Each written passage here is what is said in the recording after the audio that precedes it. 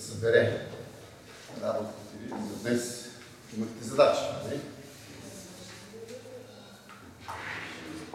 Вчера трябваше да дам за домашната.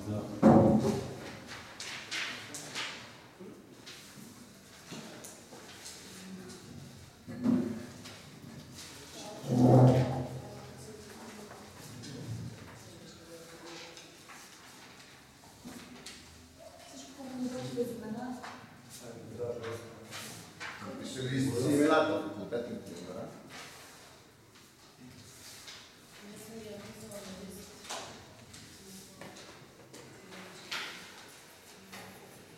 Налага се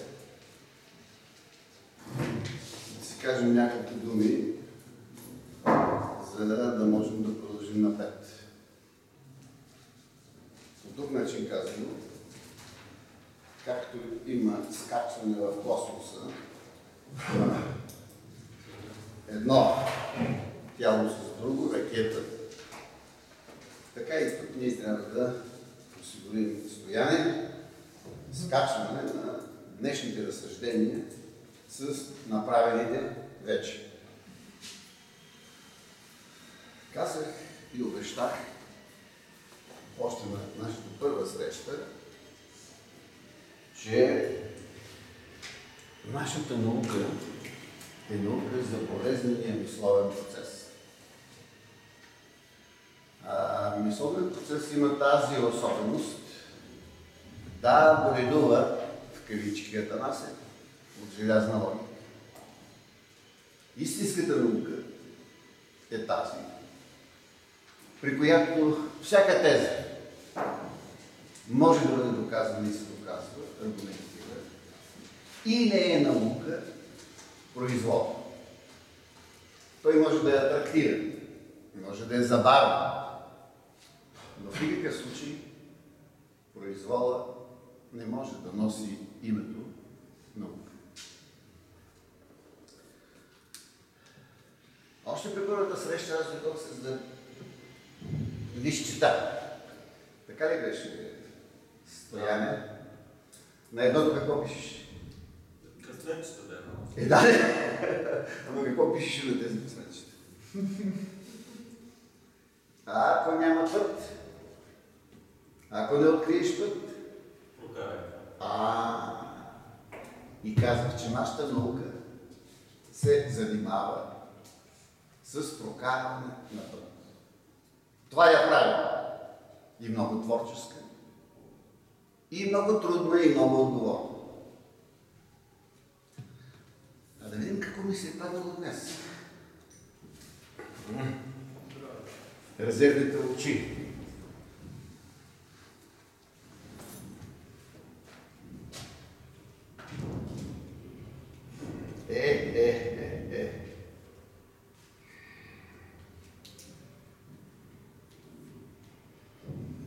Ама аз съм го намотавал, бе, никой не ми е виновен. Стояне.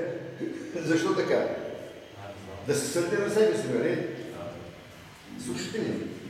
Ето ме. Безизходно положение няма, удивително. Това е пауза между две хрумвани ями. Запишете се.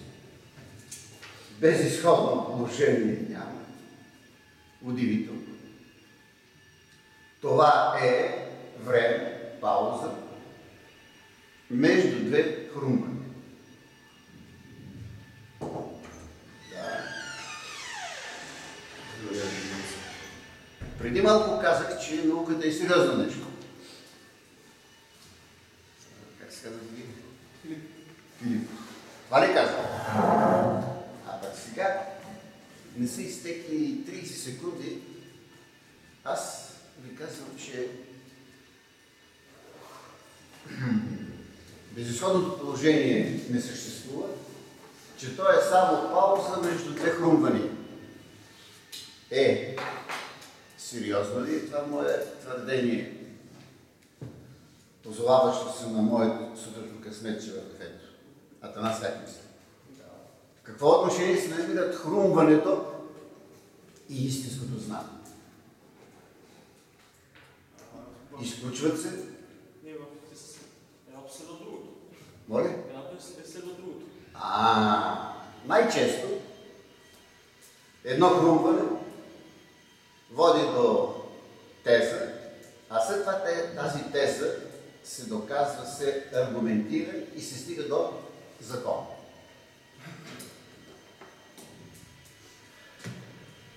Какво трябва да остане? Да е останало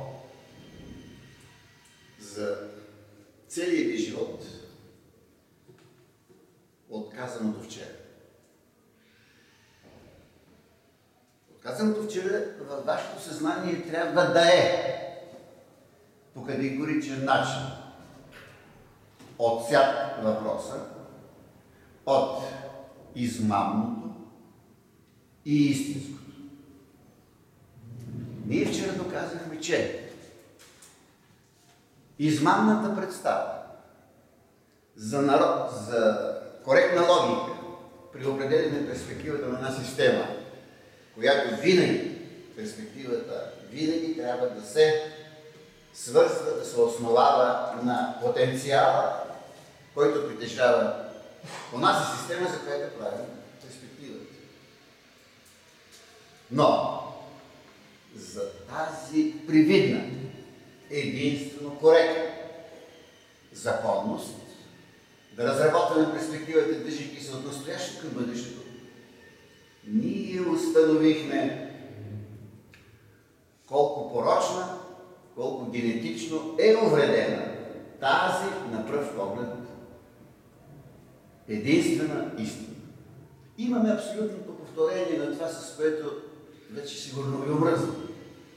Въз основа на нашия поглед към изгрева на Слънцето и го преследяваме през целия ден, Петър ни правим кой извод? Въз основа на видимото. И милиони години човекът. Че Слънцето кръжи около Земята. А пък то за тази видима картина излиза какво? Че Земята кръжи около Слънцето и едновременно около своята орбита.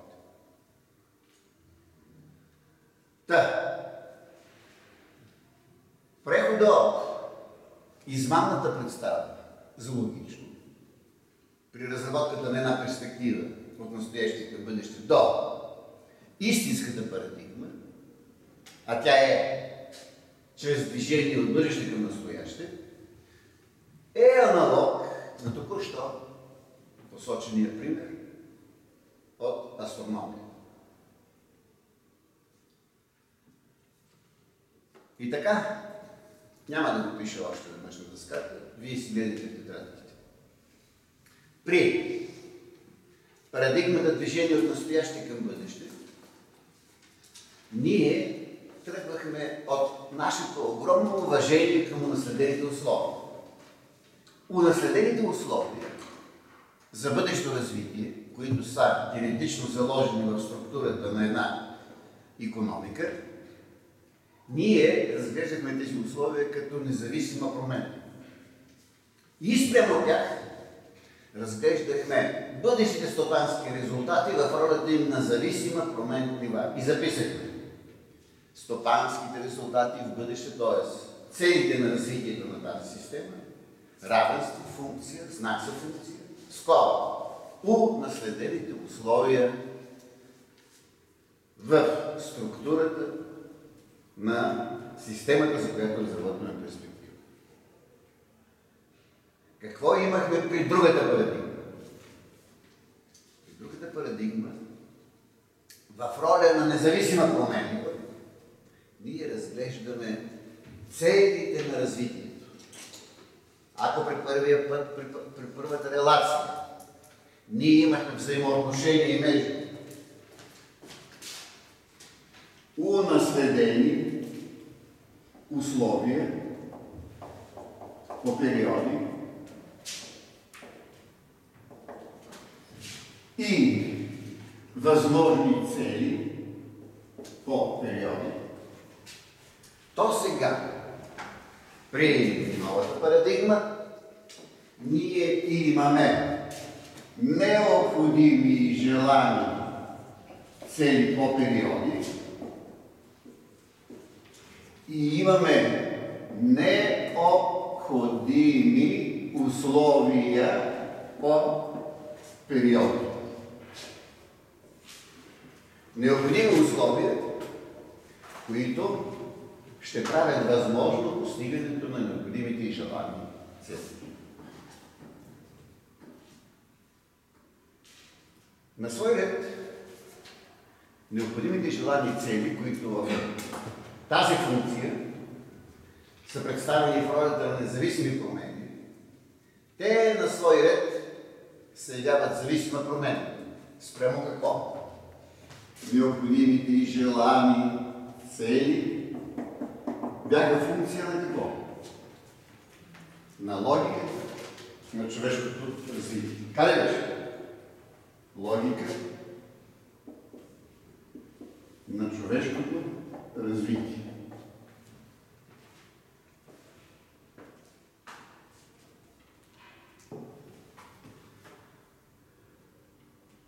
И така, в този случай ние имаме отношение между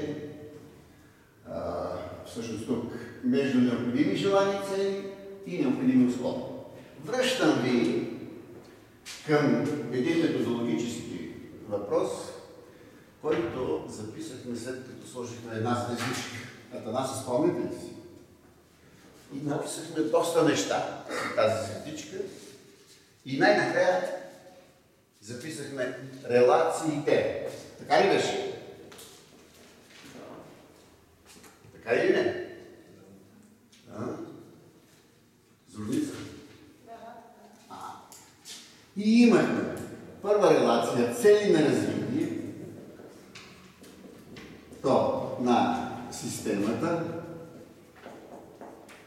предпоставки за развитие на системата или възможности.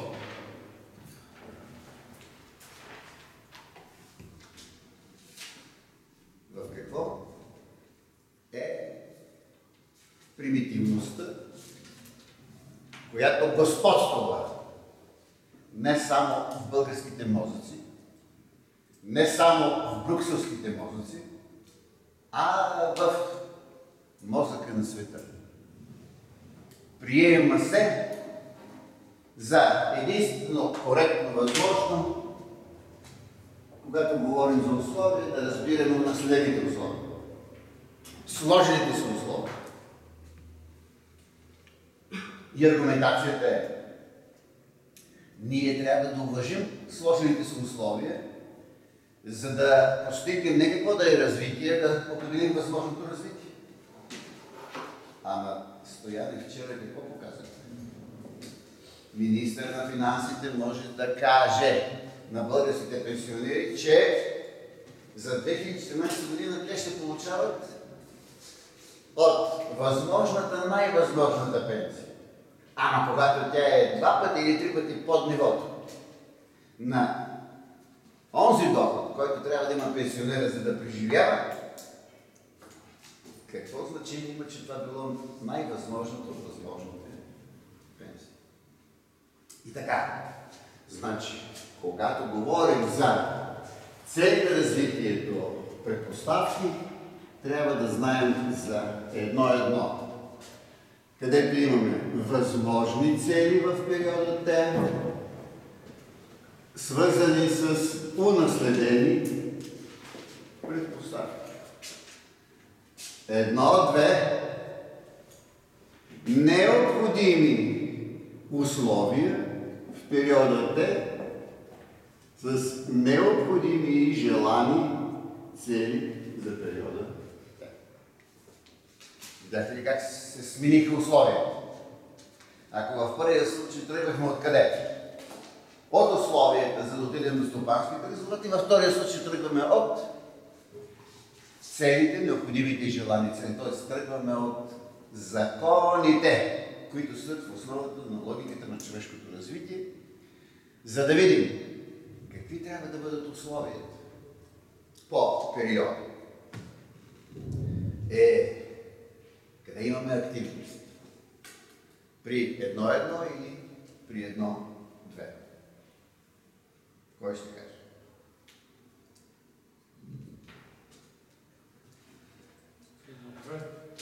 Кой? При 1-2. Кой го каза? Аз. Да. Вие как се казвате? Георги. Георги, откъде сте? От Дупница. От Дупница. Добре. Служете едното ден.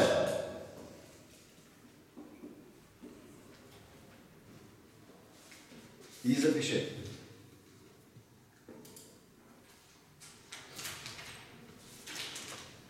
Когато става дума за релацията, цели на развитието на една система, условия, предпоставки или възможности. Предпоставките и възможности са синоним на условия. Нали? Така ли е, Дупница? Така или не? Трябва да имаме предвид, че става дума. Казах ли наследението? Добре. Когато става дума за унаследени условия, Или казахте релацията? при тази релация, първата при 1-1, и сега фокусира вниманието върху какво?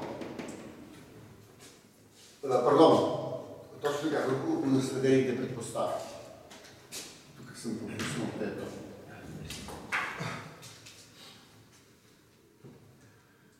И тъй, какво ще разбирам под унаследени предпоставки?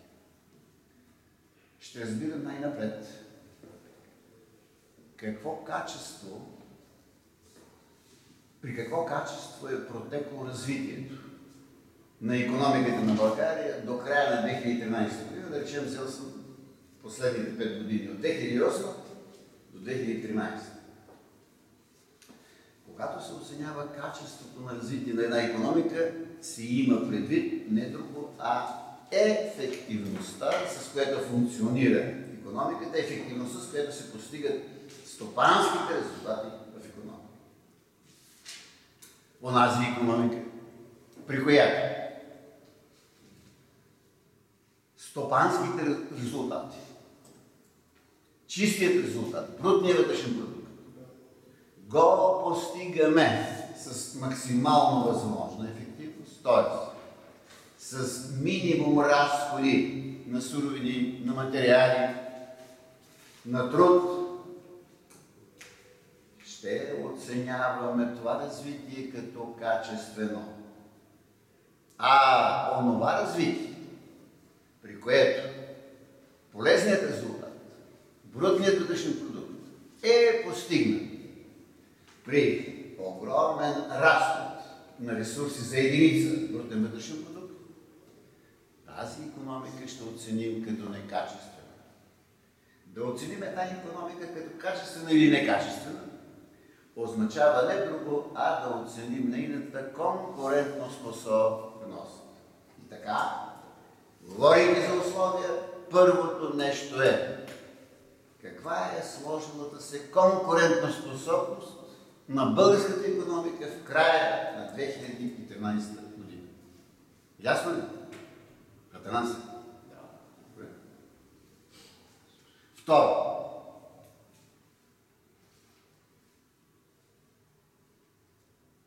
Когато става дума за условия, трябва да бъде даден отговор на въпроса.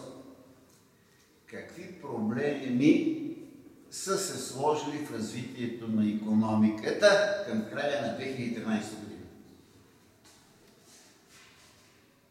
Продължение. В каква връзка се намират сложилите се проблеми в развитието на икономиката? Какви горди или възли от проблеми са се формирали? Кои причини са обусловили тези проблеми? Следващо. Вие сте длъжни да отговорите на въпроса. Какви изисквания пред развитието в бъдеще на икономиката поставят сложилите се проблеми.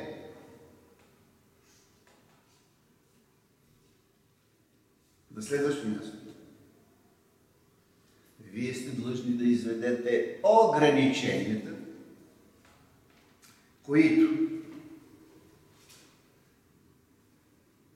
съществуват в унаследената икономика пред нейното бъдещо развитие.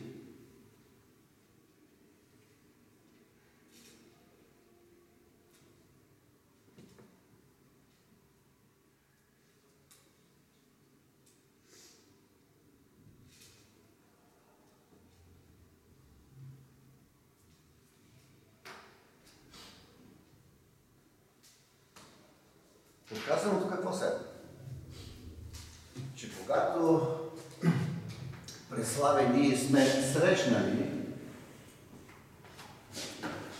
Хикс и 2014 година ли беше? Необходимо и желано. Така ли беше? Необходими условия. Така ли беше? Годината е 2014 и имаме Хикс и 2000 края на 13 година и началото на 14, затова пишем към началото на 2014 година унаследение.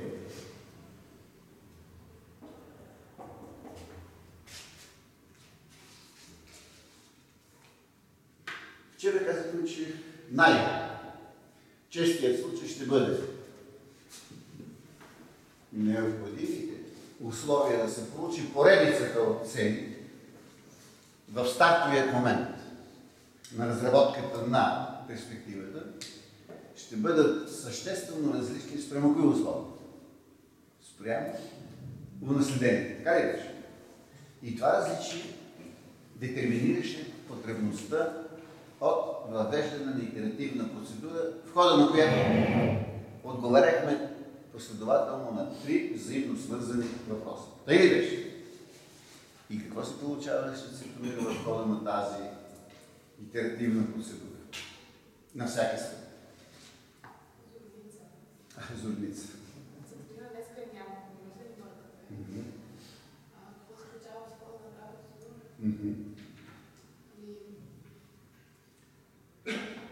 За да се постигат методи от тези, които си поставите, трябва да... Петя, какво постигахме с тази многостъпкова итеративна процедура?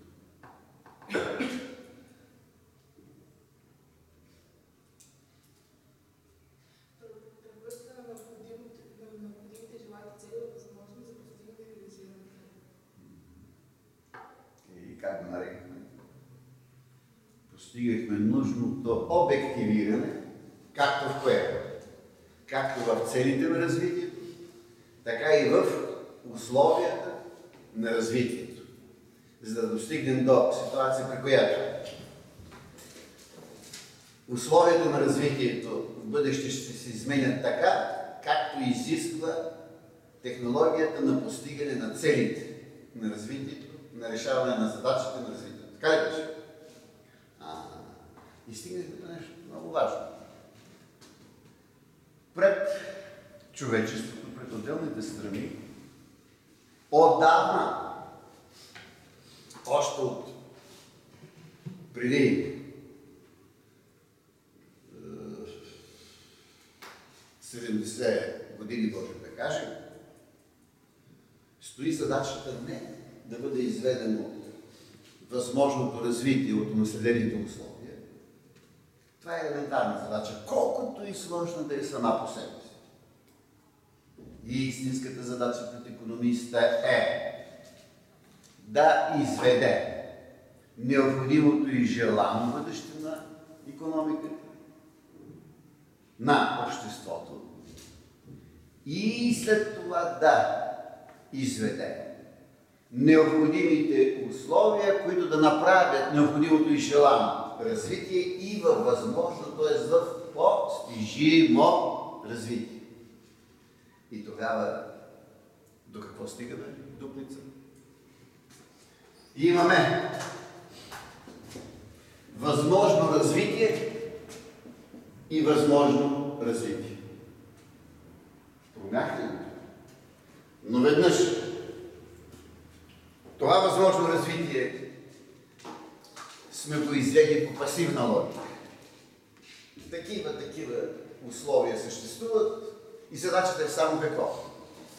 Да трансформираме тези условия в бъдещи стопански резултати, стояне и да кажем, това може да бъде. А това възможно развитие е съвършено различно. И затова тук ще запишем възможно развитие чрез парадигмата настояще бъдеще, а това е възможно развитие чрез коя парадигма? Бъдеще към настояще.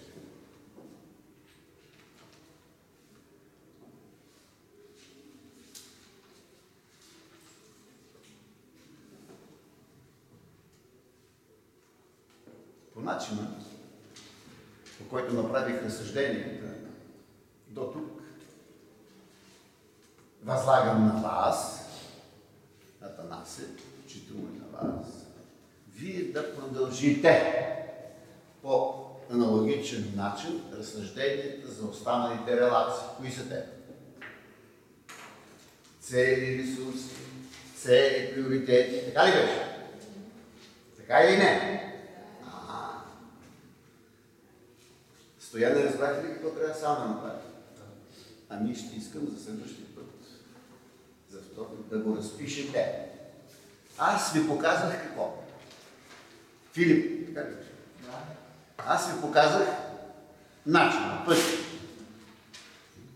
Вие ще използвате този начин, този път, за да извървите и останалите пътеки.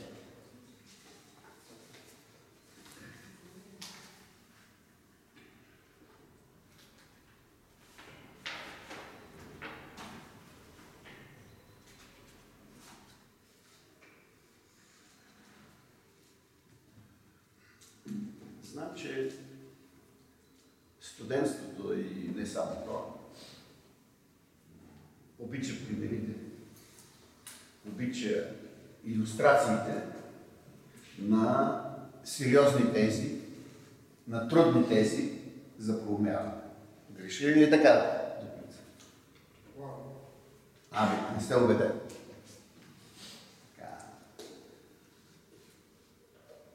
И затова си позволявам да ви предам един пример, който съществува в учебника.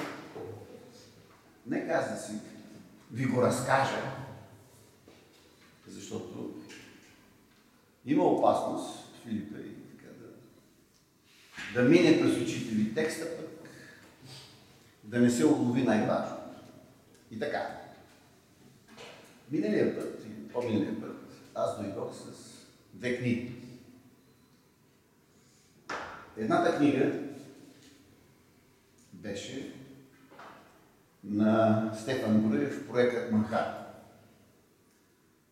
Този проект е на Съединените щати и по него се създава атомната бомба. До целта създаване на атомна бомба в Съединените щати се стига след като се получава информация за това, че Хитлер иска да създаде оръжие за масово поразяване. И Съединените щати, в отговор на тази заплаха, решават да стартират същия проект. След като се взема решение на най-високо равнище за реализацията на този проект, дълго време се размишлявали на кого да го възложат, кой да го ръководи. И най-накрая избора пада върху генерал Гробус. Той бил човек с завършено инженерно-строително образование, аналог на нашия университет по архитектура и строителство. Така ли се казва? Мисля, че така. Той бил човек с огромни познания и най-вече с невероятна воля, има поставена цел, има поставена задача. Той не търси от 10 дерета вода, за да докаже неизпълнимостта на задачата, а обратно.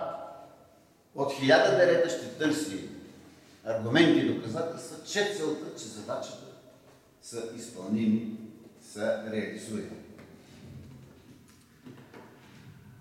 Още не засъхнало мастилото на Труман, президента на Съединените щати, под заповедта за назначаването на генерал Гроув за ръководител на този проект, генерал Гроув вика при себе си двамата вице-президенти на химическия концерн Дюпон.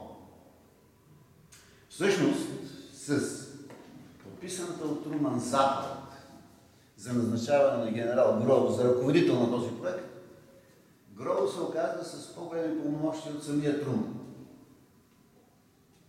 Но такива пълномощия се дават на сигурен човек.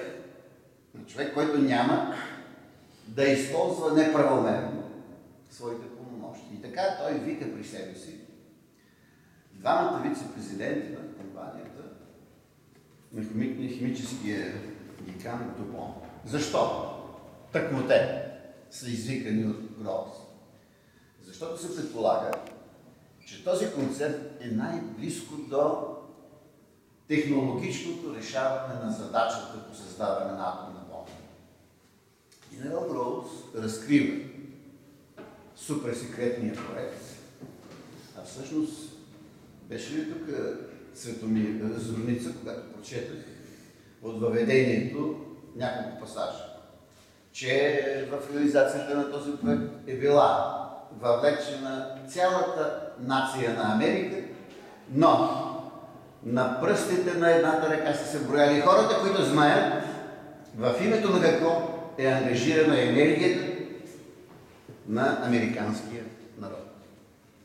И така, след като Гроув запознава двамата вице-президенти, той ги пита какво е тяхното разбиране за осъществимостта, за изпълнимостта на тази задача. И двамата, като че ли предварително са знаели, че ще им се зададе този въпрос, като дует отговарят. Това е задача, която надхвърля човешките възможности.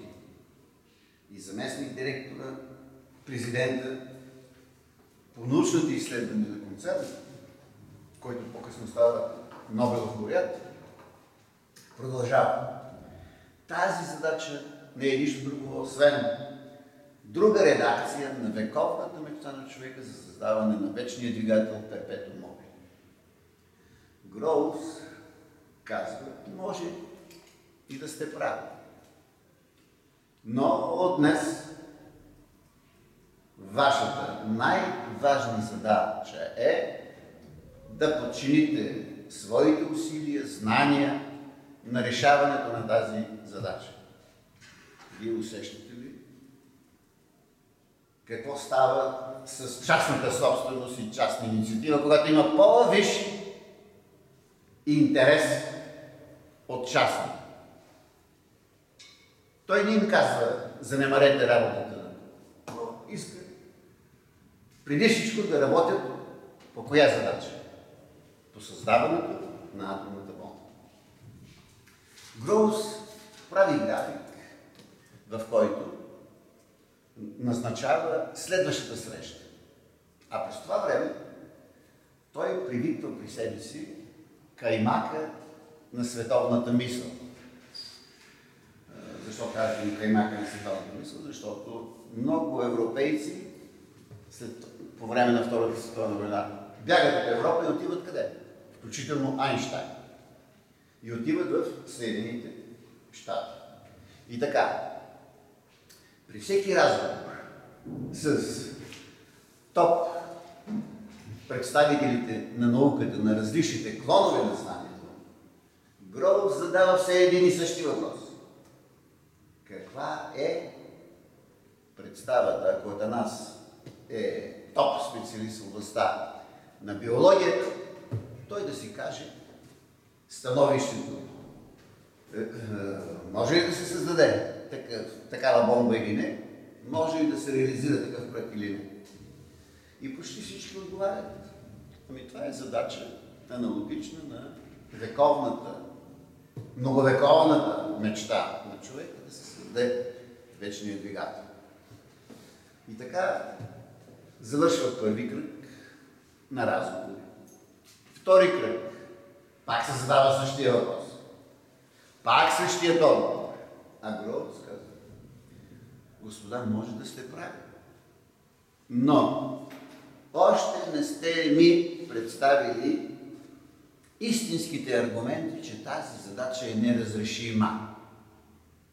Следва втори кръг, трети, четвърти, пети. И ето тук сега захрумванията. Гроус, казах, че е бил голям професионалист и особено организатор. Под него ръководство са изградени много фортификационни обекти в областта на отбраната. Та Гроус не е можел да спори на професионално равнище нито с математик, нито с физик, нито с химик, нито многоточие. В това отношение той е бил превъзхожден. Но Гроус е превъзхождал всички със своята желязна воля, неотстъпчивост, убеденост, че задачата е решима.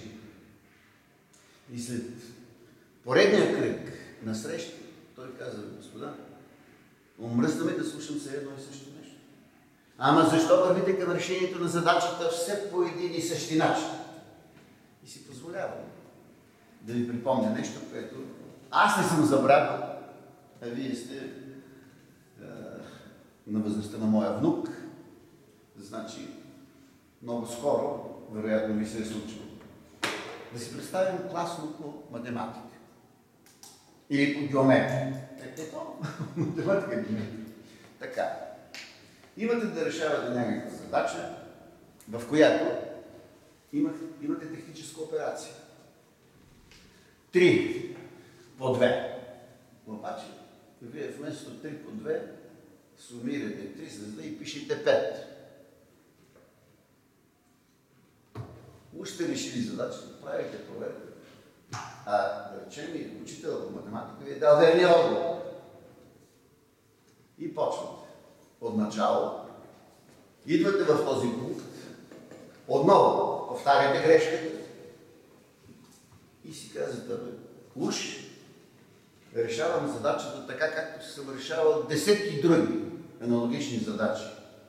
А защо не се получава? И най-накрая ядосани, махате, късате листовете и започвате да решавате наново.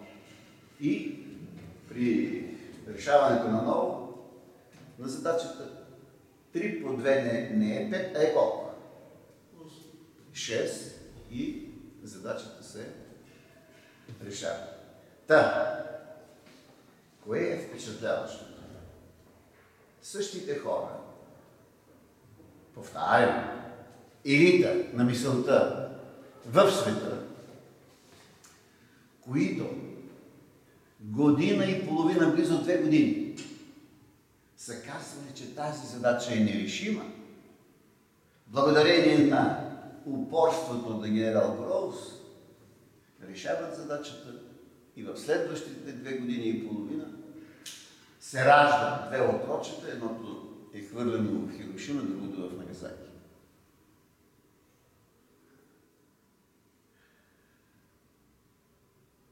Ще изпреваря малко, за да кажа, че същинската функция на планирането е да прави възможното невъзможно. Запишете го, очертайте го и от сега нататък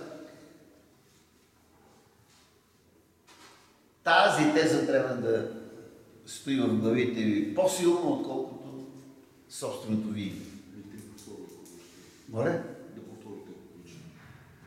Главната функция на планирането е да прави възможно невъзможно.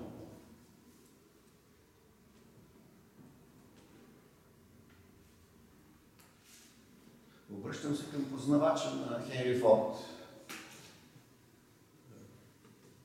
Плевен. Преслав. Какво пише по повод на осъществимо и неосъществимо Хенри Форд? Какво е неговото мнение, каква е неговата позиция? Различна от тази, която отстоява професор Манов или? Това е на позиция, когато създава първите си прототипи, пробва и не се получава, че неговата, той си отстоява това, че неговата идея е реализируема и пробва всички варианти, като започва някой път съвсем от начало с други материали, с други технологии, докато не стига до модела. Тоест той прави това, което според всички около него е невъзможно, възможно. Какъв е финала на книгата? Там той се позовава на Едисон. Забравя съм точно, просто съм чул преди 2 години. Ама вие ми обещахте, че отново ще прегледате. Виждате ли? Как помни стария човек? Ама хайде да почнем. Зорница, да започнем да изпълняваме това, което той иска. В интерес на кого е това, което искаме, Петя? И защо сте толкова упорити да не го правите? Коя е причината? Не, искате ли да ви кажа каква е причината? Здраво. Информация ни давате за малко време и нали, в смисъл, трябва да се описват тия неща. Не може едно да започне друго успоредно. Малко е времето, обаче информацията, която ни давате неща. Добре. От колко време започнахме да работим съвместно? 3 месеца. Задачите, за които говорите, Стефане, кога ги поставихме за първи път? Стояне. Когато е 3 месец. Още на първата среща. И тогава, и Преслав имаше една кюстендилска девойка. Сребърна. Сребрина. И тогава вие заявихте, ние сме ги чели тези книги и знаете. И аз казах, чудесно, значи имате някакъв задел и продължавате напред. Примерно аз съм ги чела трите книги, пропозиране и планиране, обаче изчезнало ми съзнанието всяко едно нещо. Моля. По-силно. Изчезнало ми съзнанието повечето от нещата. Смисъл, знам какво става на въпрос в книгите, обаче толкова концентрирано съм ги чела, че да помня абсолютно всичко. Да. Кое е концентрираното? Не е определени неща, които помня, но не е всичко. Добре.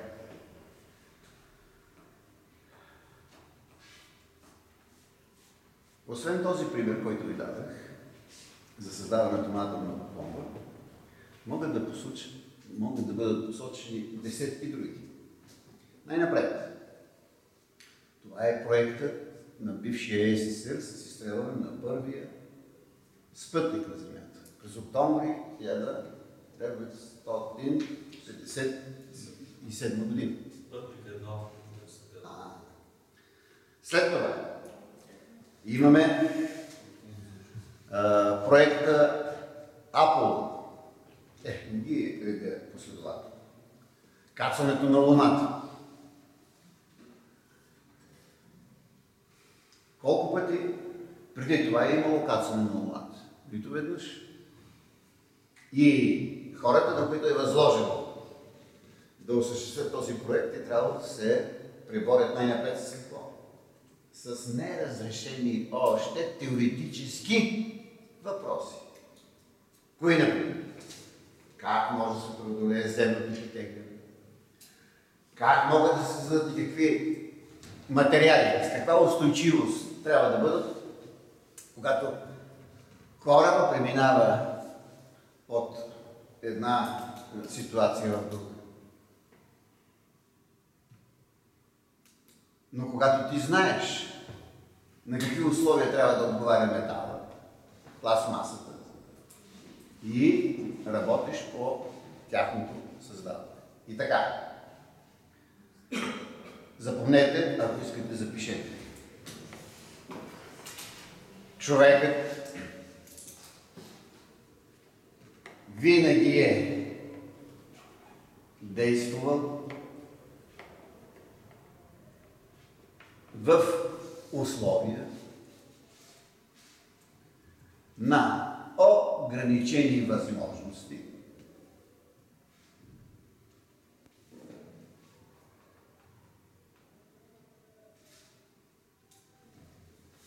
но тези възможности, ограничени,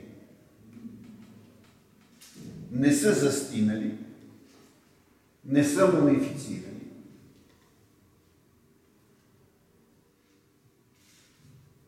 Тези възможности непрекъснато се разширяват. Кое е условието, кое е факторът, въз основа на който се разширяват възможностите? И това, като отговор, се съдържа в книгата на Хенри Форд и Преслав. Следващия път ще ни го цитира точно, а сега приблизително добавя. И така. Хенри Форд цитира Едисон. Невъзможно за осъществяване от човека е само това, за което все още отсъстват необходимите знания. Повтарям. Неосъществимо от човека е само това, за което все още отсъстват необходимите знания.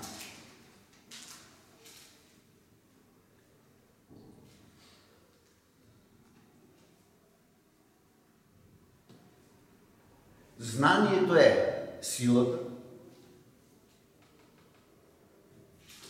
която разширява човешките възможности, в това число човешките възможности в собствения смисъл на думата.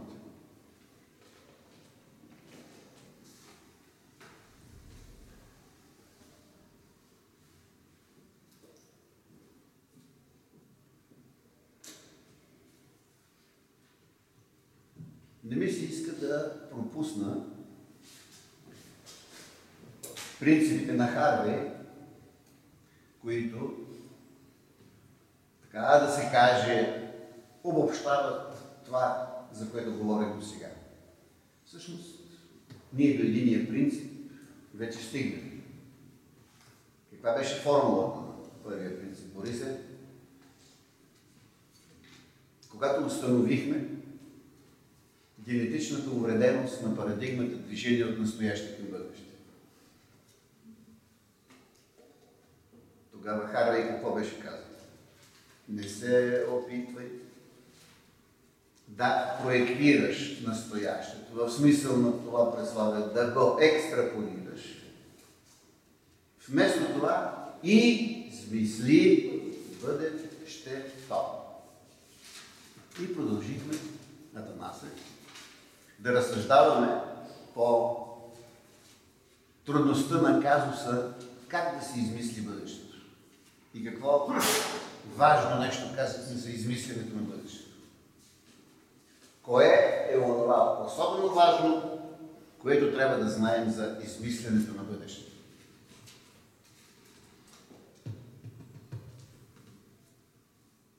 И как се казвате? Андрей. Андрей, от София. Да. Така се бяхте вчера под носа ми. Точно. Така. Ами, хайде вие да отговорите на този въпрос.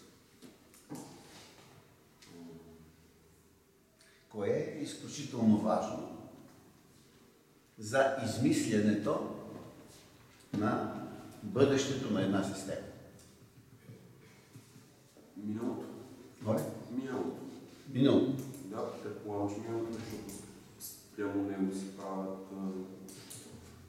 прави някаква прогноза то как се е развивало и така може да разбереш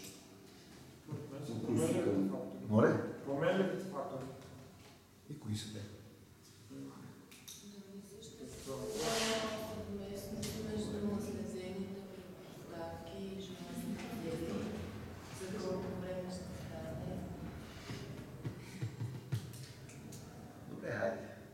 помогна да ми отбелязвате си ги тези неща. И така, измисленето на бъдещето не е въпрос на произвол, на празно мечтателство. От типа на Гоголовия мечтател от мъртви души. А какво е тогава? Измисленето на бъдещето. Измисленето на бъдещето е строго професионална задача, изискваща невероятно знание.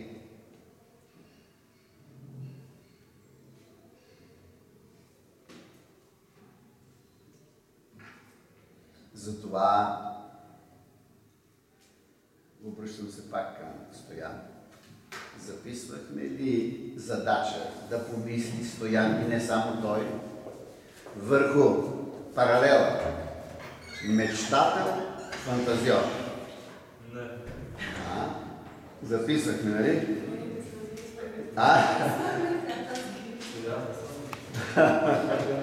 И така, значи става дума не за празни мечтатели, за фантазиори, които могат да са и забавни.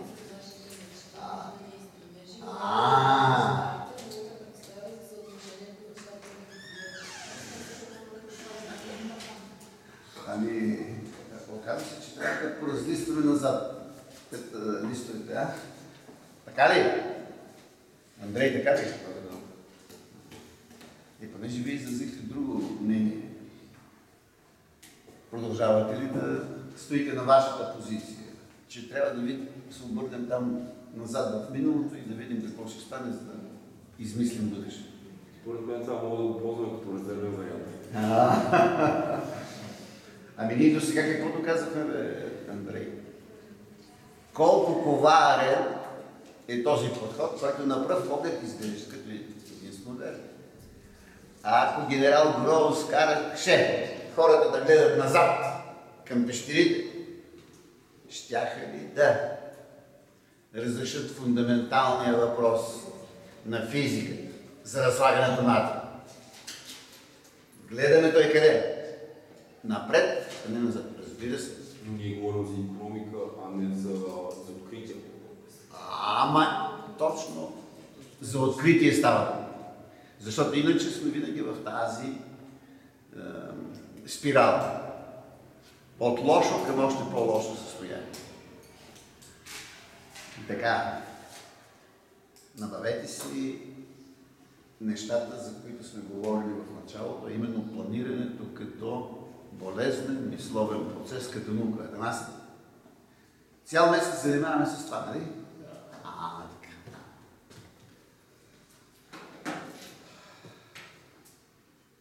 Така. Да продължа с харта.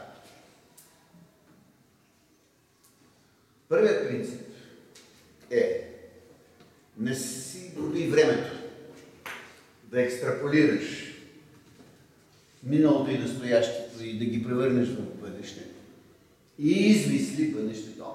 Трябва да кажа, че все повече са хората умове от световен мащаб, които твърдят, че най-добрият начин да прогнозираш бъдещето е да го измислиш. Повтарям. Най-добрият начин да прогнозираш бъдещето е да го измислиш. На тази позиция стои и създателя на римския клуб, Аурелио Печей.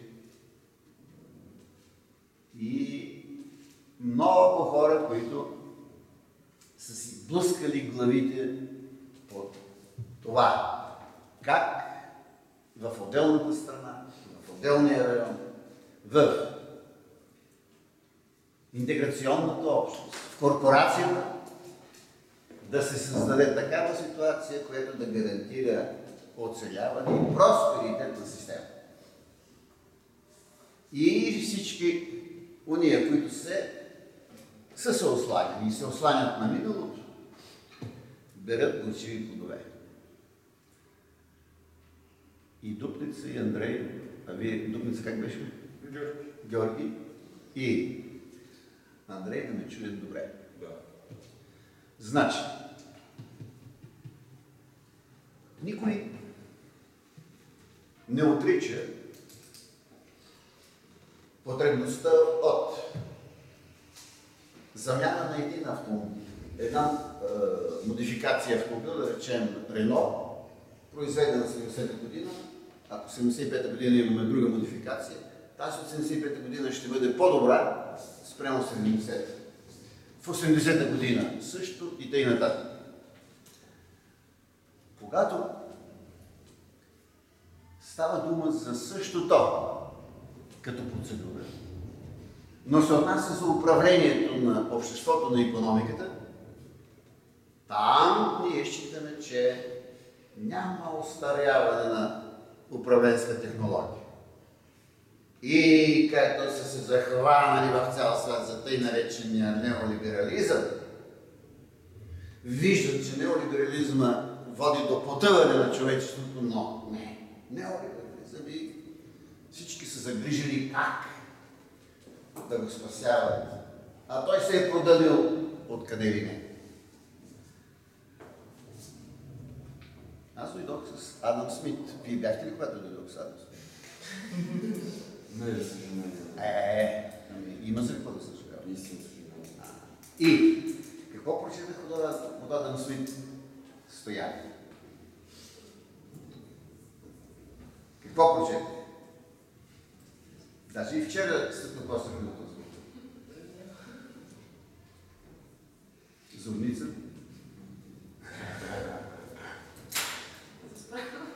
Моля?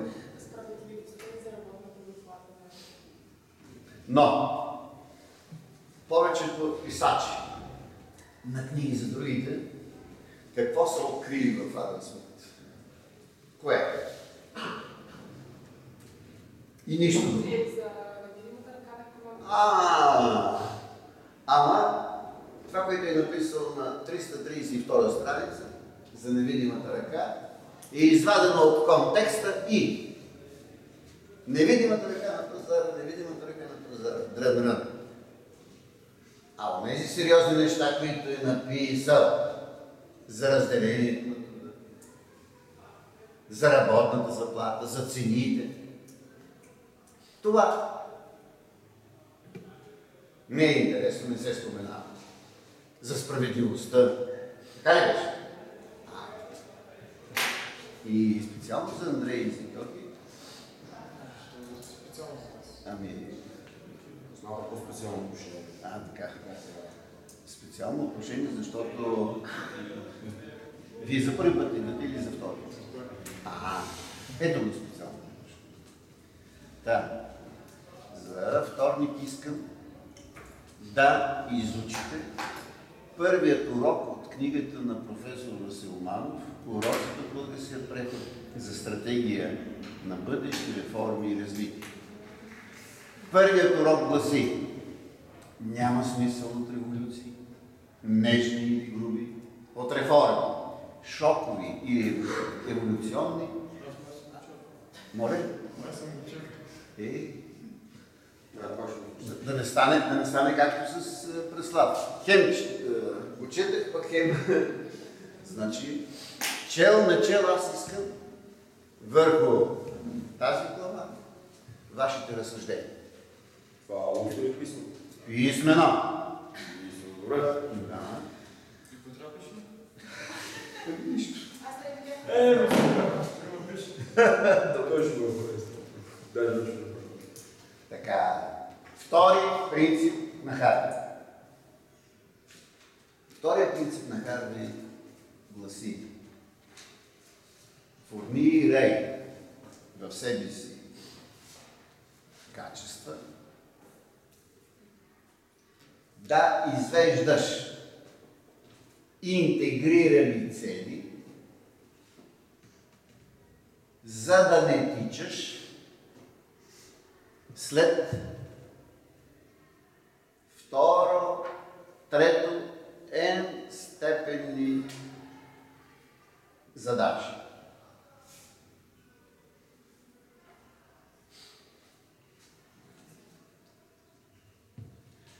Разшифровка на този принцип на Харви.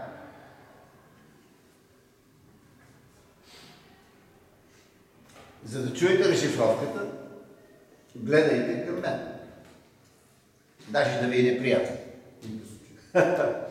Така. Този маркер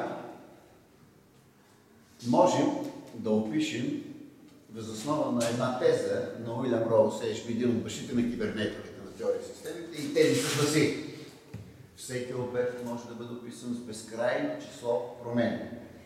Кои са тези промени в случая? Няма да ги забравям всички. Променлива за дължина, променлива за форма и зорница ми помага, цвят. Нали?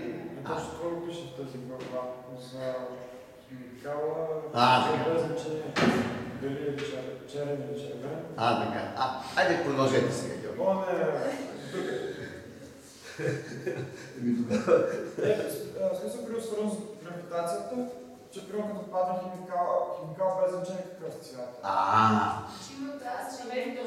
Че сред тези една брой променливи има една единствена, която има отношение към гравитация. Когато Харвей казва, че ние трябва да се научим да извеждаме синтезирани цели и задачи, а не да тичаме сред всяка променлива, след всяка листенция, ако имаме пред себе си дървото. Следващият принцип на Харвей. Тоест, целите винаги се свързват с и трябва да отразяват законите на развитието на даден процес. В случая логиката на човешкото развитие.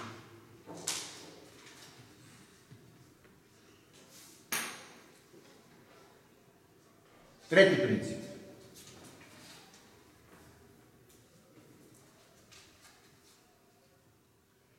Планът не е края. Планът е пътеводител към края. Повтарям. Планът не е край. Той е пътеводител към края.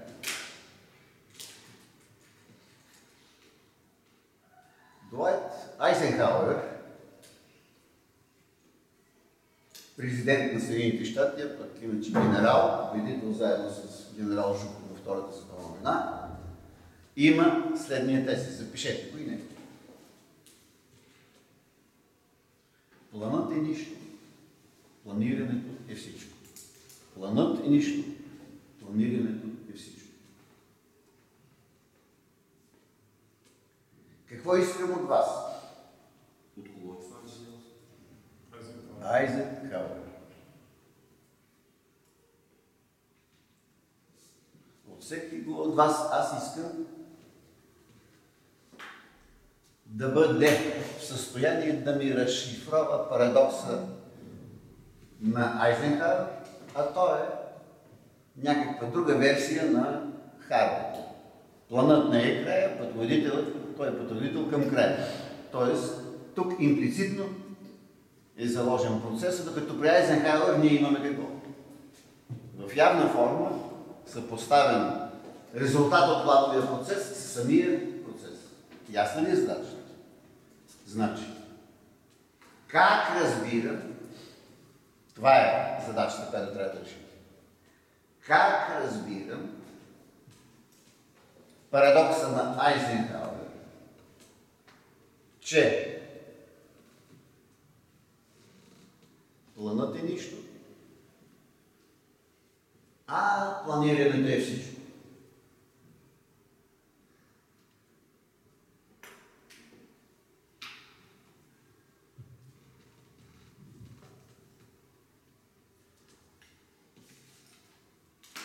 И четвъртият принцип на Харвей, те са 8, съм селектирал 4. Гласи: формирай умение, качества, непрекъснато да разработваш сценарии за бъдещето два рода. От два рода.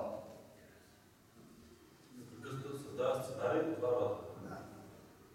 Или два типа, както искате. Това са за различни неща. Моля?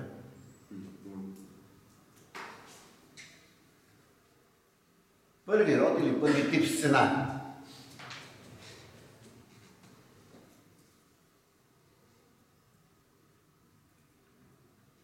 Този сценарий се разработва и трябва да се разработва по правилото, по логиката.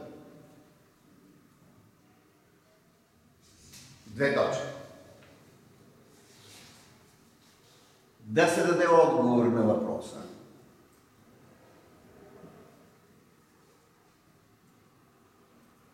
Какво би станало с системата,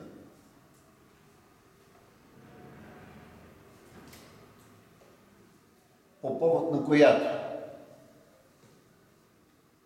вземам решение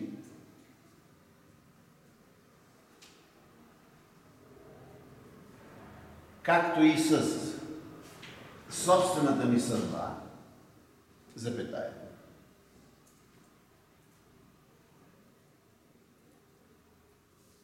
Ако решението е такова и такова.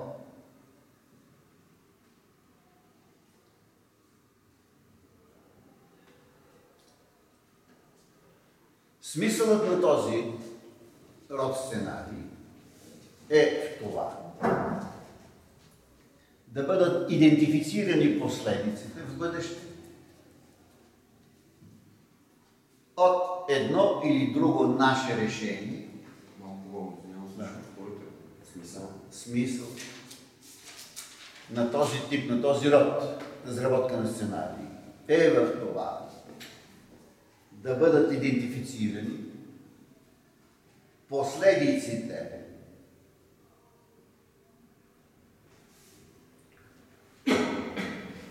които непременно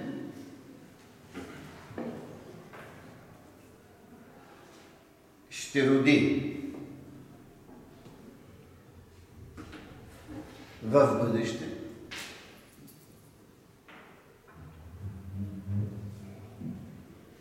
решението, което вземам днес.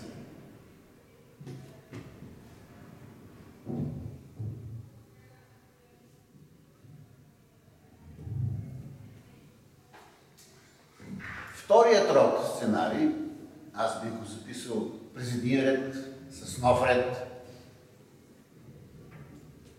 се гради върху логика.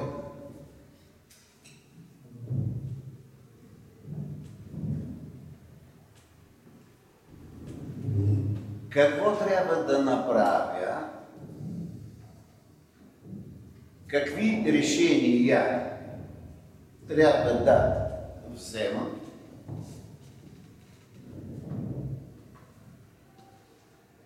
ако искам в бъдеще на системата, в която съм скоба или която ръководя скоба, и мен самия,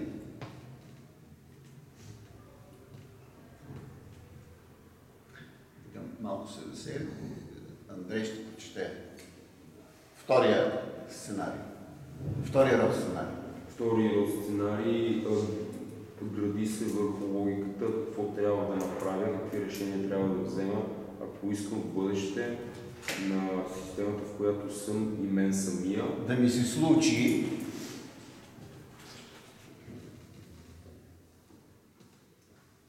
това, което искам, което желая.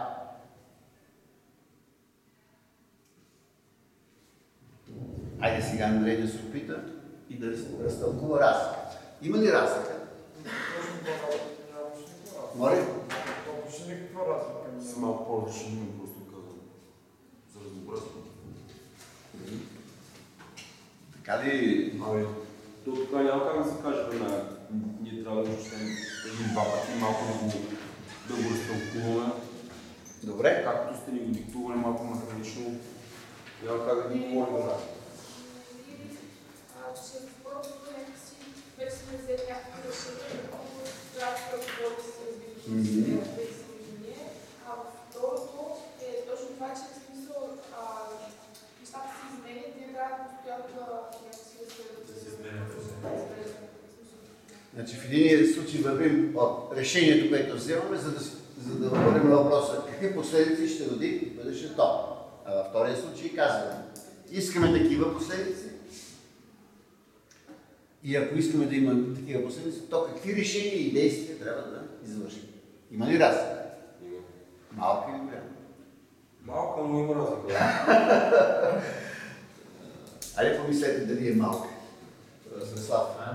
За мен разликата е доста голям. Първият тип ни съветва да разработи всички сценарии, които да проиграем на бъдещето, а втория ни съветва как да изберем един от тези сценарии.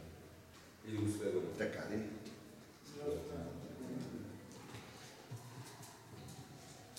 Значи, когато говоря за първи род сценарий, аз не ви внушавам да се разработи поредица от сценарии, от които да избирате. Това е логика при разработката на всеки един сценарий. Това не е същото настояще, бъдеще и Еми да. настояще смисъл. Значи, при първия сценарий ние търсим отговор на въпроса. Ако взема днес това решение за моя живот, то какви последици ще ражда това мое решение за моя живот в бъдеще? Ами нека да порядък на шега. Георги, Андрей, ето ви единния род сценарий.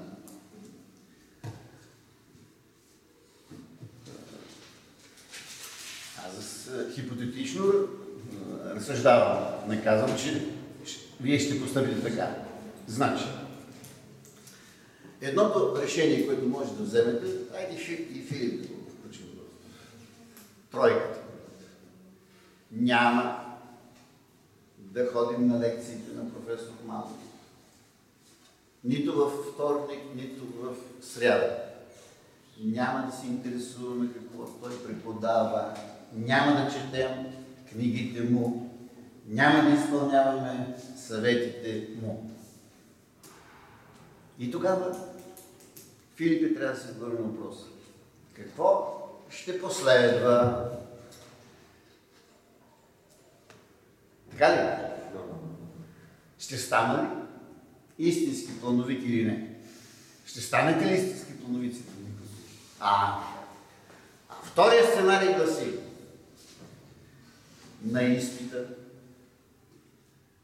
аз съм амбициран, преславен, айде сега всички, да смаем професор Манов с усвоеното знание, сътворено от него. За да бъде смаян професор Манов, Филипе, какво ще е нужно? Да учим. Тогава всеки ден трябва да си на лекция. Трябва скрупулезно да изпълняваш зареките, които дава професор Манов. Така ли? Иначе ще го смаеш? Ще го смаеш, но с нещо, което не би следвало да се случи. Има ли така? Добре, значи получихте поредната доза задачи. Обещахме се още на първата среща, че така ще е. Непрекъснато. Професор Долянкев, чел ли е на него? Така. Той беше мой докторант. Но в тези времена той живееше в една много тясна квартира на